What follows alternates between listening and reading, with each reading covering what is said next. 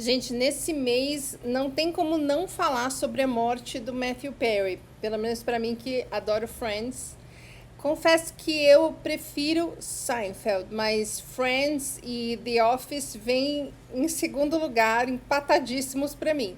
Inclusive eu revi as três de cabo a rabo, maratonei nesse período de fadiga crônica que eu tive. Mas, enfim, claro que no destaque do mês eu trago um destaque do mês que seja relevante para a gente aqui no entendimento do burnout. E uma coisa que chama atenção no livro do Matthew Perry é a questão dos medicamentos. Eu ainda não comecei, mas eu comprei essa semana já para começar. Mas eu vi um vídeo de uma pessoa que tem muita credibilidade para falar sobre os assuntos. Vou deixar aqui nos cards para você. E tá em voga atualmente séries e documentários que falam sobre o problema dos opioides nos Estados Unidos, né? Vem à minha mente assim duas agora, que é Prescrição Fatal e Império da Dor. As duas estão no Netflix. No caso do Matthew, os pais dele davam remédios para ele, deram remédios para ele quando ele era um bebê de 30 dias. Ele tomou remédio dos 30 aos 60 dias já, porque os pais achavam que ele era muito agitado e não sei o quê. E não se pode colocar a responsabilidade toda em cima dos pais dele, que eram imaturos, muito jovens. E ser muito jovens em 68 ou 69, quando ele nasceu, é muito diferente de ser muito jovem hoje em dia. Né? Eram jovens mais imaturos, menos preparados, com menos referências e informações. E eles foram orientados por médicos a dar os remédios. E essa é a questão que eu quero trazer aqui, a normalização dos medicamentos. Porque tem muita gente que não quer tomar remédio psiquiátrico, mas diante de um burnout acaba sendo convencido de que essa é a única solução. Né? O médico não checa intestino, ele faz uns exames básicos ali, porque ele ouviu burnout e ele já sabe, na cabeça dele, que tem que dar antidepressivo e remédio para dormir. E está sendo cada vez mais democratizado o consumo dos remédios, né? Como o Zolpidem, por exemplo, que é um remédio para dormir, que foi feito para um uso pontual e emergencial de no máximo 10 dias, né? E isso está sendo normalizado para que se tome todos os dias por anos e anos, aumentando a dose conforme o corpo vai acusando que o remédio não está mais fazendo tanto efeito. E sim, tem um monte de gente que toma Zolpidem por conta própria, mas a maioria dos médicos, diante de um burnoutado, não sabe o que fazer, não se interessa em saber e simplesmente manda tomar. E é tão comum que ninguém vai virar para o burnoutado e vai falar, nossa, que esquisito, vão falar, que ótimo, vai te ajudar. Eu, particularmente, tive no mínimo uns 5 motivos para ter insônia. E a insônia foi meio que guiando o meu tratamento para onde a gente precisava olhar até descobrir tudo que estava dando errado. E com isso, nesse processo, eu fui aprendendo também a lidar melhor emocionalmente com isso. Quando te dão um remédio e te deixam no escuro, sem saber o que está rolando, no momento que você está tão fragilizado e perdido, você se desespera. Você se desespera e você vai ficando cada vez mais ansioso, porque você não consegue entender como esse problema vai ser resolvido. E o remédio, ele vem há muitas décadas sendo vendido como um milagre para resolver o que quer que te aflija, porque a intenção com isso nunca é te livrar do problema, e sim te manter produtivo apesar do problema. E todo mundo aqui sabe que é muito mais fácil tomar um remédio do que olhar para cada coisa que está dando pau na sua vida na terapia.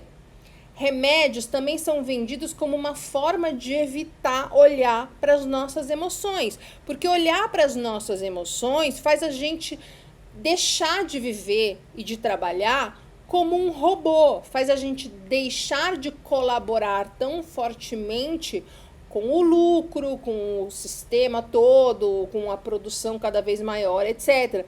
Você acha que uma empresa vai te incentivar a tirar um tempo para fazer terapia, descobrir quem você é, correndo o risco de você falar, olha, eu descobri que vocês me fazem mal e eu quero fazer outra coisa de outro jeito em outro lugar? Ou vocês acham que a empresa vai te afastar por um mês para que você tome algum remédio que te permita voltar a continuar fazendo o seu trabalho sem encher o saco e sem fazer a empresa perder dinheiro. O que você acha que a empresa vai escolher?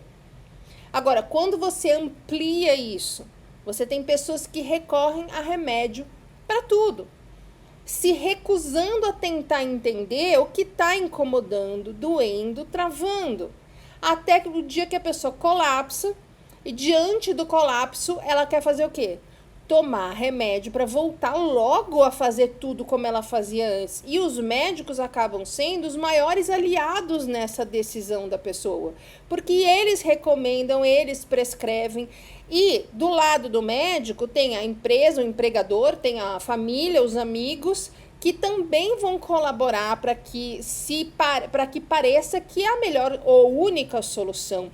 Para o seu caso, é tomar remédio para continuar produzindo, para voltar a produzir, porque todo mundo hoje entende que você só tem valor se você estiver ativo e produzindo. Quem olha para as emoções, quem vai descobrir o que está acontecendo, para quem vai olhar para dentro, resolver seus traumas, confrontar suas sombras, não, isso daí é para quem está com a vida ganha, ou para quem é maluco, né? Não tem outro jeito, tem que fazer isso. Quem tem valor na sociedade é quem produz, e quem produz não pode parar. E se você não pode parar, toma um remédio e continua. Não entra nessa de ficar querendo descobrir quem você é, porque isso não existe. A vida não é se sentir bem e ter saúde e ser feliz, não. A vida é você produzir, conquistar, ter. Então toma um remédio, cala a boca e não enche o saco. Essa questão dos remédios está muito intimamente ligada tanto à questão de como as pessoas estão burnoutando, quanto à questão de por que as pessoas não estão conseguindo sair de burnout. Gente, ontem uma menina me falou que tarja preta é importante no tratamento do burnout, porque é o tarja preta que permite que você continue aguentando o seu emprego tóxico. Como se o caminho para se curar e se sentir bem e ter saúde e ser feliz fosse continuar agarrado no que está te adoecendo, ao invés de mudar a sua vida o suficiente para entender que você merece mais do que um emprego tóxico. Olha como as pessoas estão cegas, elas nem pensam nisso, elas só recorrem ao que parece mais fácil, porque é o que estão falando para ela que é o que ela tem que fazer. Então, se ela tiver dentro dela alguma coisa que pensa, será que talvez alguém fica falando é isso, é o que ela vai fazer. Ela não vai olhar para as outras possibilidades, ela vai investir no que parece ser mais fácil e rápido para voltar a produzir. A voltar a conquistar, voltar a ter. Tenho contas, não posso parar, ninguém me ajuda, meu Deus, o capitalismo. Nossa cultura é baseada no medo e na culpa. E a consequência disso é o burnout, a exaustão, a depressão, a ansiedade e a dependência de remédios para que você consiga produzir apesar de tudo isso, apesar da exaustão, do burnout, da depressão e da ansiedade. Tem que pensar nisso, gente. E essa história aqui do Matthew Perry é muito boa para a gente entender as consequências que tudo isso tem na nossa vida. Porque tudo o que ele passou por conta desse início, entre 1 e 2 meses de vida, em que foi administrado remédios para ele, ao invés de se tentar entender o que estava acontecendo e qual seria a melhor solução. Eu vou deixar aqui 2 aulas que aprofundam esse assunto. Uma, em que eu falo sobre a cultura do burnout, para você entender melhor por que a gente acaba entendendo, aprendendo com as pessoas, que a gente tem que produzir, apesar de qualquer coisa.